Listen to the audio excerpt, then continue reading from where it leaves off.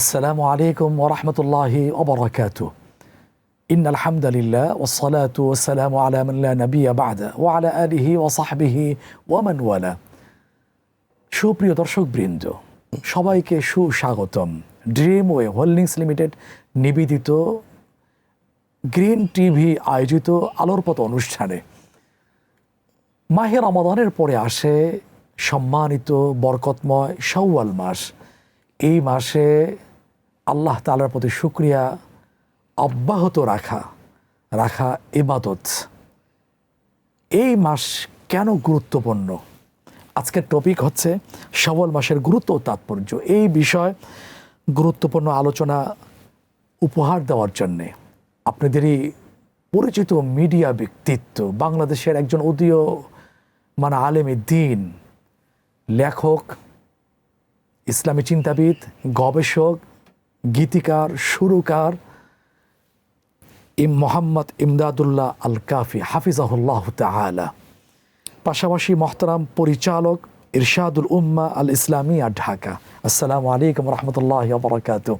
ওয়ালাইকুম আসসালাম ওয়া রাহমাতুল্লাহি ওয়া বারাকাতুহু। মহতারাম শাইখ, আপনাকে আহলান সাহলান, কৃতজ্ঞতাও জানাচ্ছি মূল্যবান সময় দেওয়ার জন্যে। আপনাকে অনেক শুকরিয়া। আর আমি ওবায়দুল্লাহ আল কাফি। জি, মাফ করবেন। জি, জাযাকাল্লাহু খাইরান। ওবায়দুল্লাহ আল কাফি নামটা খুব চমৎকার। আল্লাহর স্নেহ ধন্য বান্দা। আল কাফি তো এনাফ। আল্লাহ আপনাকে দিয়ে উম্মার উত্তরোত্তর খেদমা কবুল করুন, আমিন আমিন। আজকের আমাদের টপিক হচ্ছে শাওয়াল মাসের গুরুত্ব ও তাৎপর্য। এই বিষয়ে আমরা আলোচনা শুনবো ইনশাল্লাহ। আলোচনা দীর্ঘায়িত না করে, ভূমিকায় না গিয়ে সরাসরি আলোচনা প্রবেশ করতে চাচ্ছি। প্রথমে আপনার কাছে আমাদের প্রশ্ন হলো, শাওয়াল মাস ইসলামের দৃষ্টিতে কেন গুরুত্বপূর্ণ? জাযাকুমুল্লাহ। ওয়াইয়াকাইতান। শুরুতেই আপনাকে এবং গ্রিন টিভির সকল দর্শক শ্রোতাকে অনেক অনেক শুকরিয়া জানিয়ে শুরু করছি। নাহমাদুহু ওয়া নুসাল্লি আলা রাসূলিহিল কারীম, আম্মা বা'দ। রাসূল করিম সাল্লাল্লাহু আলাইহি ওয়াসাল্লাম তিনি বললেন, মান সামা রমাদানা সুম্মা আতবাআহু সিত্তাম মিন শাওয়াল ফাকানা কাসিয়ামিদ দাহর। অনেকগুলো কারণে শাওয়াল মাস গুরুত্বপূর্ণ, তাৎপর্যবহ। তার মধ্যে এটি অনন্য। নবীজি সাল্লাল্লাহু আলাইহি ওয়াসাল্লাম আমাদেরকে জানিয়েছেন, যে ব্যক্তি রমাদানুল মুবারকে রোজা রেখেছে, এরপর শাওয়াল মাসে 6 রোজা রেখেছে, সেজন্য সারা বছর রোজা রাখলো। তো এই 6 রোজা রাখার কারণে সারা বছর রোজা রাখার সওয়াব, এই কারণে এটি গুরুত্বপূর্ণ। একই সাথে পবিত্র রমাদানুল মুবারকের দীর্ঘ 1 মাস রোজা রাখার পরে মুমিনের যে আনন্দের জায়গা, যেমন নবীজি সাল্লাল্লাহু আলাইহি ওয়াসাল্লাম বলেছেন যে ফরহাতুন ওয়ালিস-সাইমি ফরহাতুন ইনদা লিকাই রাব্বি ওয়া ফরহাতুন ইনদা ফিত্রি। তো সে যে আনন্দ উৎসবটা করবে, সেই উৎসবের দিনটি নবীজি সাল্লাল্লাহু আলাইহি ওয়াসাল্লাম 2টি উৎসবের দিন ঘোষণা করেছেন। তার মধ্যে একটি হলো ঈদুল ফিতর। ঠিক সারা রমজান রোজা রাখার পরে এই ঈদুল ফিতর, এটি শাওয়াল মাসের 1 তারিখে হচ্ছে। তো এই দৃষ্টিকোণ থেকে এটি অত্যন্ত গুরুত্বপূর্ণ এবং তাৎপর্যবহ। একই সাথে পবিত্র রমাদানুল মুবারকের এত সম্মানিত একটি মহিমান্বিত মাস, তার সাথে সাথে পরপরই এই মাসটি আসছে। তো একটি ভালো শহরের সাথে একেবারে লাগানো যেই জায়গাটি থাকে, সেটি একটু দামি হয়ে থাকে। তো একটি সম্মানিত মাসের সাথে লাগানো এবং পাশাপাশি এর পরপরই আসছে, এই দৃষ্টিকোণ থেকে এটি দামি।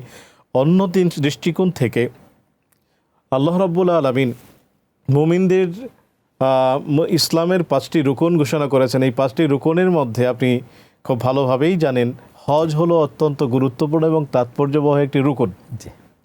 তো রুকন ছাড়া তো আসলে, খুঁটি ছাড়া যেমন ঘর টিকে না, রুকন ছাড়া তো ইসলাম টিকে না। 5টি মৌলিক খুঁটির মধ্যে একটি হলো হজ। সেই হজ এর যে কার্যক্রম, সেটি কিন্তু শাওয়াল মাস থেকে শুরু হয়েছে এবং এটি নবীজি সাল্লাল্লাহু আলাইহি ওয়াসাল্লাম, আয়েশা রাদিয়াল্লাহু তাআলা আনহা, তিনি বর্ণনা করেছেন যে হজের 3 মাস, মূলত হজ 3 মাস, শাওয়াল, জিলকদ, জিলহজ। সেদিকে তাকিয়ে হয়তো আল্লাহ তাআলা বলেছেন আল হাজ্জু আশহুরুম মা'লুমাত। যথার্থই বলেছেন, জাযাকুমুল্লাহ। আল হাজ্জু আশহুরুম মা'লুমাত।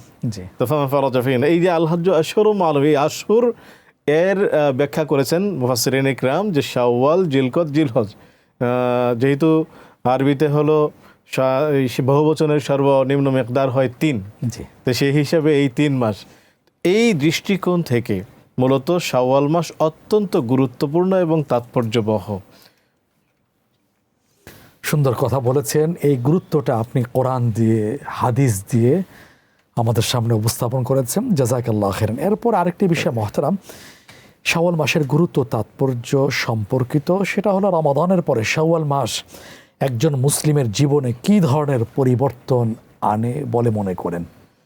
জাযাকুমুল্লাহু খাইরান। পরিবর্তন তো আসতেই হবে। যদি পরিবর্তন না আসে, আমার এই মুহূর্তে একজন বিখ্যাত ইমাম আহমদ ইবনে হাম্বল, ওনার একটা উক্তি মনে পড়ছে।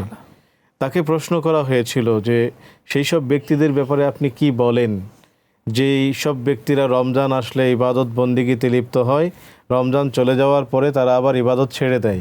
তখন তিনি বলেছিলেন যে হুম অব্বাদু রমাদান লাইসু অব্বাদান লিরব্বি রমাদান, যে তারা হলো রমজান পূজারী আর রমজানের রবের পূজারী নয়। কারণ রমজান মাসের যিনি রব, তিনি রমজানেও আছেন, রমজানের বাইরেও আছেন। আর যারা রমজানের পূজারী হয়, একটা মাসের পূজারী হয়, তারা রমজান আসলে ইবাদতে লিপ্ত হয়, আবার রমজান চলে গেলে ইবাদত ছেড়ে দেয়। অথচ ইসলামের অন্যতম শিক্ষাটা হলো যে রমজানুল মুবারকে সে নিজেকে ট্রেন আপ করবে, সে নিজেকে আমলে উঠিয়ে আনবে। রমজান যখন চলে যাবে, যদি আমরা ডক্টর মোহাম্মদ আল আরিফি ওনার ভাষায় বলি, তো আল্লাযীনা সাল্লাউ ফি রমাদান ইয়াস্তামিরু আলা সলাতি, যিনি রমাদানে রোজা রেখেছেন তিনি শাওয়াল মাসে রোজা কন্টিনিউ করবেন। একই সাথে যারা রমজান মাসে রোজা নামাজ পড়েছেন নিয়মিত, তারা রমজানের পরবর্তী মাসে শাওয়াল মাসে নিয়মিত নামাজ পড়বেন। তো যারা রমজানে দান সাদাকা করেছেন, তারা রমজানের পরে শাওয়াল মাসে দান সাদাকা করবেন। এভাবে প্রতিটি ইবাদত যা তিনি রমজানে খুব যত্নের সাথে করেছেন, রমজান পরবর্তী সময়েও সেগুলোকে তিনি কন্টিনিউ করবেন, সেগুলো ছেড়ে দিবেন না। কারণ রমজান তাকে ট্রেন আপ করানোর জন্য এসেছিল, রমজান চলে গিয়েছে, উনি এখন প্রশিক্ষিত হয়েছেন, তার প্রশিক্ষণ এখন কাজে লাগাবেন। তো এই দৃষ্টিকোণ থেকে আসলে শাওয়াল মাস আসলে গুরুত্বপূর্ণ এবং তাৎপর্যবহ। আমাদেরকে সেই বিষয়টি খেয়াল রেখে সামনে এগোতে হবে। আল্লাহ তৌফিক দান করুন আমিন ইয়া রাব্বাল সুন্দরভাবে বোঝানোর জন্য, জাযাকাল্লাহু খাইরান। এরপরে আরেকটি প্রশ্ন হচ্ছে, শাওয়াল মাসে 6 রোজা রাখার পিছনে কি হিকমত বা শিক্ষা রয়েছে? জাযাকুমুল্লাহু খাইরান। রোজা তো বরাবরই আসলে রোজা তো অনেক দামি ইবাদত। শেখ, আপনি তো জানেন যে রোজা নবীজি সাল্লাল্লাহু আলাইহি ওয়াসাল্লাম কে হাদিসে কুদসিতে আল্লাহ তাআলা এটা বলেছেন যে আস-সাওমু লি ওয়া আনা আজজি বিহি, যে রোজা আমার, এর প্রতিদান আমি নিজে দিব। আবার কোনো রিওয়ায়াতে আসছে ওয়া আনা উজজাবি, আমি নিজেই বদলা হয়ে যাব। তো এখন রোজার প্রতিদান যেখানে আল্লাহ তাআলা নিজে দিবেন, তো সেই জায়গার মধ্যে রোজার মহত্ব তো অনেক। এখন রমজানের যে 30 দিন রোজা রাখা হলো, এরপরে আবার 6 দিন রোজা, তো এর মধ্যে হিকমাটা কি? বলা হচ্ছে যে রমজানের এই 30 রোজায় যেহেতু প্রতিটি ইবাদতকে আল্লাহ রাব্বুল আলামিন প্রতিটি সওয়াবের আমলকে 10 গুণ দিয়ে থাকেন, তো সেই ক্ষেত্রে রমাদানুল মুবারকের 30 দিনে হলো 10 মাসের সমান, আর ওদিকে হলো 6 দিন, এটি আরও 2 মাসের সমান। তো এই হলো 12 মাস। তো টোটালি এই শাওয়াল মাসে যে 6 রোজা, এই 6 রোজা মূলত ওই 2 মাসের একেবারে স্থলাভিষিক্ত। তো এইভাবে মোটামুটি এটাকে গুণ করা হয়েছে যে প্রতিটি আমল যেহেতু 10 গুণ, তাহলে এদিকে হলো 36 দিন হয়। তো 36 দিন যখন আমরা 10 দিয়ে গুণ দিব 360, তো 360 দিনে বছর হয়। সেই হিসেবে পুরো বছর রোজা রাখলে যে সওয়াব আল্লাহ তাআলা আমল নামায় সেই সওয়াব দান করবেন। সুবহানাল্লাহ, সুবহানাল্লাহ। আল্লাহ তাআলা এই ছোট্ট আমলের মধ্য দিয়ে সারা বছর রোজা রাখার সওয়াব আমাদেরকে দান করুন। আমিন ইয়া রাব্বাল আলামিন। আরও আলোচনা আছে, ফিরবো ইনশাআল্লাহ বিরতি থেকে। প্রিয় দর্শক, আপনারা আলোচনা উপভোগ করছেন। সময় হয়েছে একটি ছোট্ট বিরতিতে যাবার, ফিরে আসছি কিছুক্ষণ পর, আমাদের সাথেই থাকুন।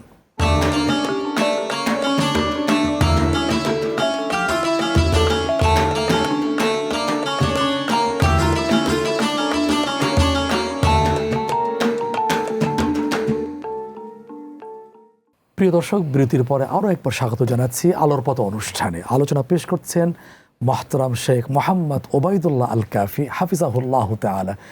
সঙ্গে আছি আমি মোহাম্মদ মুস্তফা জামান। আজকের আলোচনার বিষয় হচ্ছে শাওয়াল মাসের গুরুত্ব ও তাৎপর্য। মোহতারামের কাছে আলোচনায় আবার ফিরে যাচ্ছি। মোহতারাম, এবার আপনার কাছে আমাদের জিজ্ঞাসা হলো, শাওয়াল মাস আমাদের ইবাদতের ধারাবাহিকতা বজায় রাখতে কিভাবে উৎসাহ দেয়? জাযাকুমুল্লাহ খায়রান। যদিও আমরা এই বিষয়টি বলেছি, কিছুটা আলোচনা ইতিমধ্যেই করেছি যে রমজানুল মুবারকে সারা রমজান যখন একজন মানুষ রোজা রাখে তখন সে রোজায় অভ্যস্ত হয়ে যায়। রোজা রাখাটা একটু কঠিন, কিন্তু সারা রমজান যেহেতু 30টি দিন রোজা রেখেছে, এখন তার রোজা রাখাটা সহজ। নবীজি সাল্লাল্লাহু আলাইহি ওয়াসাল্লাম সারা জীবন সোমবার বৃহস্পতিবার রোজা রাখতেন। আইয়ামে বীদের 3 দিন রোজা রাখতেন, 13, 14, 15তে। তো এগুলো তিনি সারা বছর রাখতেন। এখন একজন মুমিন যে রোজা কখনো রাখে না, তার জন্য সপ্তাহে 2 দিন এবং মাসে 3 দিন, তো সপ্তাহে 2 দিন করে রাখলে 4 সপ্তাহ যদি হয় 8 দিন, এদিকে হলো 3 দিন, তো 8 আর 3 9, 10, 11। তো এই যে এতদিন রোজা রাখাটা এটা তার জন্য কঠিন হয়, কিন্তু একজন মুমিন সে যখন পুরো 30 দিন রোজা রেখেছে, তার জন্য এই শাওয়াল মাসে রোজা রাখাটা সহজ হয়ে যাবে। জাযাকুমুল্লাহ। বারাকাল্লাহু ফিক। সহজটা গ্রহণ করা তৌফিক আল্লাহ দান করুন। আমিন ইয়া রাব্বাল আলামিন। এরপর আরেকটি প্রশ্ন হলো, শাওয়াল মাসে সামাজিক সম্পর্ক ভ্রাতৃত্ব বৃদ্ধির শিক্ষাটা কি? জাযাকুমুল্লাহু খায়রান। আমাদের আল্লাহ নবী সাল্লাল্লাহু আলাইহি ওয়াসাল্লাম আমাদেরকে নেক আমলে সবসময় উৎসাহিত করতেন, এবং তিনি এটা বলেছেন, তিনি নবীজি সাল্লাল্লাহু আলাইহি ওয়াসাল্লাম আল্লাহ তাআলার সেই আয়াতের বিষয়টি তুলে ধরতেন, সাবিকু ইলা মাগফিরাতিম মির রাব্বিকুম ওয়া জান্নাতিন আরদুহা সামাওয়াতু। এই যে তোমরা আল্লাহ তাআলার মাগফিরাতের দিকে এগিয়ে যাও। তো এখন সবচেয়ে ইবাদতের তো অনেকগুলো ধরন আছে, তার মধ্যে একটি বিষয় হলো আত্মীয়তার সম্পর্ক বজায় রাখা। তো এখন মানুষ দেখা যাচ্ছে সারা বছর ব্যস্ত থাকে, সারা বছর বিভিন্ন কাজে ব্যস্ত থাকে, নিজের জবে ব্যস্ত থাকে। এখন যখন রমজান আসে তখন সব আত্মীয় স্বজনের খোঁজ খবর নিতে থাকে। তো একই সাথে রমজানুল মুবারক যখন পার হয়, চলে আসে ঈদ। তো ঈদ উপলক্ষে সবাই বাড়িতে একসাথে হয়, একত্রিত হয়। মানুষ দেখা যাচ্ছে চাকরির জায়গাটা ছেড়ে নিজের গ্রামে যায়, জনপদে যায়। সেখানে সেই নারীর টানে বাড়ি যাওয়ার একটা গল্প আছে, সবার সাথে সেই শৈশবের সেই স্মৃতিগুলো জেগে ওঠে। তো এভাবে দেখা যাচ্ছে নিজের রক্তের সম্পর্কের আত্মীয়দের সাথেও একটা দেখা সাক্ষাতের সুযোগ হয়ে ওঠে। পাশাপাশি যে এলাকায় তার জন্ম হয়েছে, যেই আলো বাতাসে তিনি বড় হয়েছেন, সেই এলাকার মাটি মানুষের সাথেও তার সাক্ষাতের দারুণ এক সুযোগ হয়ে যায়। এভাবেই মূলত শাওয়াল মাসের সাথে আত্মীয়তার সম্পর্কের একটা মেলবন্ধনের তৈরি হয়, এবং এটা সহজ হয়। আপনি এই বিষয়টা খুব সুন্দরভাবে আমাদের সামনে ফুটিয়ে তুলেছেন।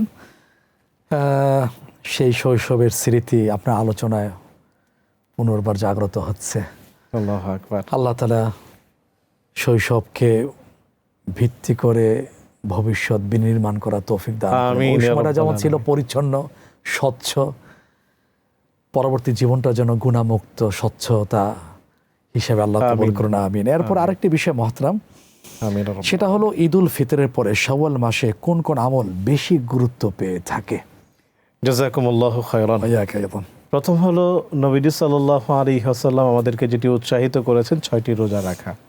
যেহেতু তিনি বলেছেন যে যে ব্যক্তি মান সামা রমাদানা সুম্মা আতবাআহু সিত্তাম মিন শাওয়াল ফাকানা কাসিয়ামিদ দাহর। যেহেতু কাসিয়ামিদ দাহর তিনি বলেছেন, অসম্ভব গুরুত্বপূর্ণ এবং তাৎপর্যবহ, এবং এই 6টি রোজা যেহেতু 2 মাসের স্থলাভিষিক্ত হবে, 2 মাসের রোজা রাখলে যে সব সেটি দিবে, সুতরাং প্রথম টার্গেটই হবে আমার রমজান পরবর্তী সময়ে আমার এই 6টি রোজাকে পূর্ণ করা।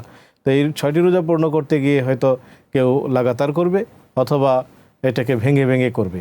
এরপরে আমাদের যে সুন্নাহ নবীজি সাল্লাল্লাহু আলাইহি ওয়াসাল্লাম পালন করতেন, যা আমাদের সুযোগ হয়ে ওঠে না, যেহেতু রোজা রাখার সুন্নাহটা অন্যান্য সময় হয়ে ওঠে না। এখন আমি 30 দিন রেখেছি, এখন আমি সোমবার বৃহস্পতিবার রোজা রাখবো, এবং আইয়ামে বীদের রোজাগুলোকে রাখার চেষ্টা করব। বৃহস্পতিবার এই 2 দিন রোজা রাখার তাৎপর্যটা কি মহতরম? নবীজি সাল্লাল্লাহু আলাইহি ওয়াসাল্লাম সোমবার বৃহস্পতিবার রোজা রাখতেন। জি, তিনি রোজা রাখতেন। আয়েশা রাদিয়াল্লাহু তাআলা আনহা বিভিন্ন আমলের ক্ষেত্রে ওনাকে বলেছেন যে আপনার এত আমল করার দরকারটা কি? তা আল্লাহ তো আপনার আগের পরে সব গুনাহ মাফ করে দিয়েছেন। তিনি বলেছেন আফালা কোনো আবদান শাকুরা, আমি কি আল্লাহ তাআলার শুকরগুজার বান্দা হব না? এরপরে সোমবার বৃহস্পতিবারে রোজা রাখার ক্ষেত্রে নবীজি সাল্লাল্লাহু আলাইহি ওয়াসাল্লাম বলেছেন যে দেখো তো আরাদুল আমালু ইয়াউমাল ইসনাইনি ওয়া ইয়াউমাল খামিস ওয়াহিব্বু আন ইয়ারাদা আমালি ওয়া আনা সাইম, যে সোমবার বৃহস্পতিবার সপ্তাহে 2 দিন মানুষের আমলনামা আল্লাহ তাআলার কাছে পেশ করা হয়। এটা যত আমাদের সকল দর্শক শ্রোতাকে আমরা জানিয়ে রাখি যে প্রতিদিন আমাদের আমলনামা 2 সময়ে আল্লাহ তাআলার কাছে পেশ করা হয়।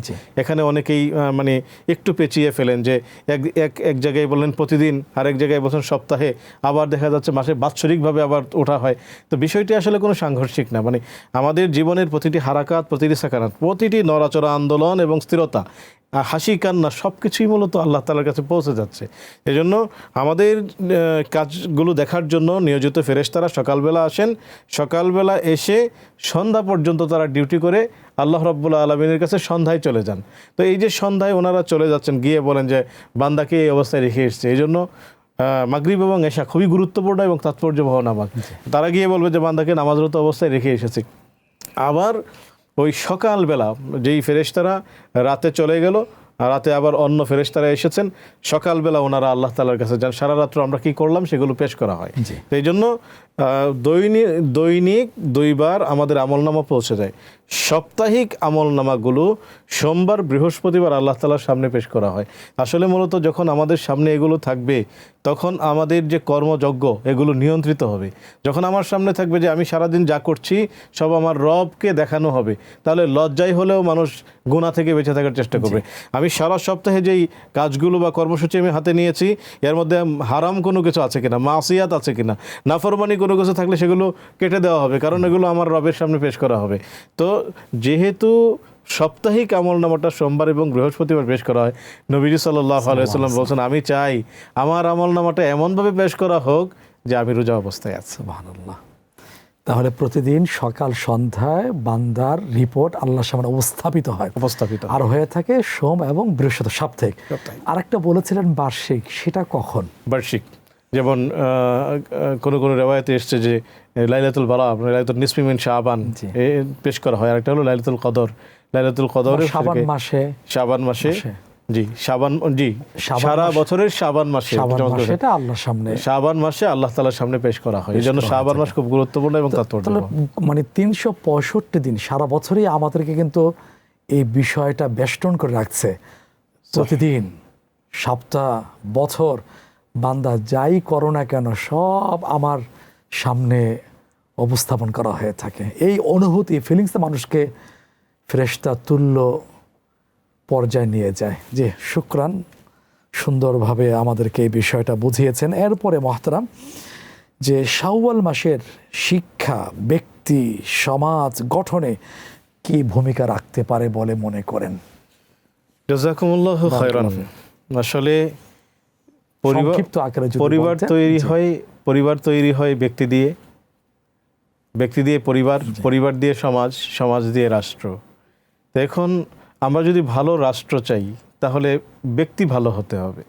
এখন আমাদের সামনে যখন আমল থাকবে, এই পুরো রমজান আমাদেরকে শিক্ষা দিয়ে গেছে হারাম করা যাবে না, খারাপ কোনো কিছু করা যাবে না, নীতি নৈতিকতার উপর আমাদেরকে যে ট্রেন আপ করানো হলো। রমজানের শিক্ষা কি মোহতারাম আপনি ভালো করেই জানেন যে মানুষের যতগুলো শিক্ষা দেওয়া হয়েছে সেগুলো না, বরং লাআল্লাকুম তাত্তাকুন, যে তোমরা যেন আল্লাহ তাআলার এই আশায়, মানে আল্লাহ তাআলার মুত্তাকি হতে পারো, আল্লাহকে ভয় করতে পারো। তার মানে আল্লাহ তাআলা রমজানে ছিলেন, যে সে কারণে রমজানের দিবসে আমি পান করিনি, খাইনি।